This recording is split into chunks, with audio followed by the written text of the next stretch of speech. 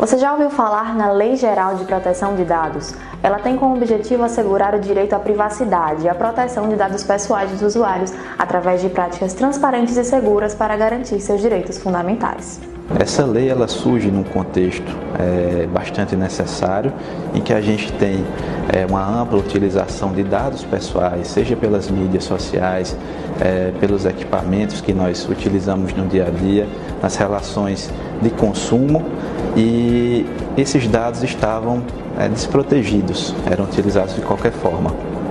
E, observando exemplos nos ordenamentos jurídicos estrangeiros, a gente acabou adotando certas medidas, certos princípios inseridos nessa lei, a fim de tutelar os dados dos seus titulares. Sancionada em agosto de 2018, a lei foi aprovada pela Câmara e espera a sanção presidencial para entrar em vigor. Recentemente, o governo federal oficializou a criação da Autoridade Nacional da Proteção de Dados, órgão que vai fiscalizar o cumprimento da legislação. Essa lei vai atribuir uma responsabilidade às pessoas que armazenam, que coletam esses dados, e maior autonomia para o titular desses dados, para nós consumidores, para nós que colocamos nossos dados num site, numa loja, e nós vamos ter um maior controle, a possibilidade de pedir uma alteração nesses dados, a remoção desses dados, vai permitir um maior controle por parte do cidadão e principalmente do consumidor. Consentimento é a palavra-chave da LGPD. Ao coletar dados, as empresas deverão informar a finalidade.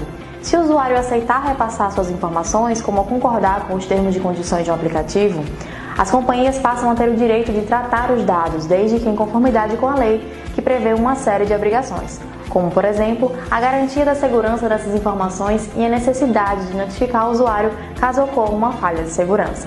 Caso não haja nenhuma situação de forma amigável resolvida, o consumidor poderá procurar o advogado de sua confiança, relatar toda a situação, obviamente com toda a documentação comprobatória do dano sofrido, e por se tratar, como dito no início, de uma relação de consumo entre as partes, onde o consumidor, nessa situação, ele é a parte vulnerável, parte mais frágil dessa relação de consumo, o próprio CDC, em seu artigo 7.2 e 7.3, ele reza sobre as penalidades, inclusive nas vias criminais, penais, diga-se de passagem, onde prevê uma multa ou então uma detenção até de 1 mês a 6 meses ou até de 6 meses a 1 ano, dependendo da tipicidade do dano que o consumidor sofreu.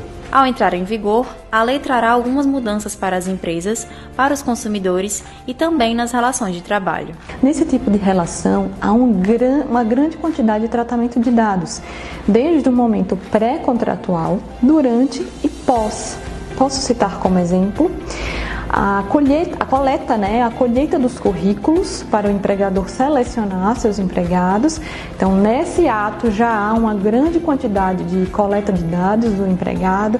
Então, entendo que nesse momento o empregador terá que ter atenção, informando ao empregado por quanto tempo armazenará esse tipo de dado, esses dados que constam em seu currículo. Solicitar somente aqueles dados necessários para o preenchimento da vaga, fora o consentimento, que a lei traz expressamente que deve haver o consentimento daquele que fornece os dados. Então, o empregador tem que tomar atenção nesse momento pré-contratual. Durante o contrato, posso citar como exemplo a instalação de câmeras, no ambiente de trabalho, deve obedecer ao princípio da transparência, o empregado tem que saber que está sendo filmado, quais os dados estão sendo coletados, porque a imagem é um dado, se é só imagem, se também tem voz, áudio.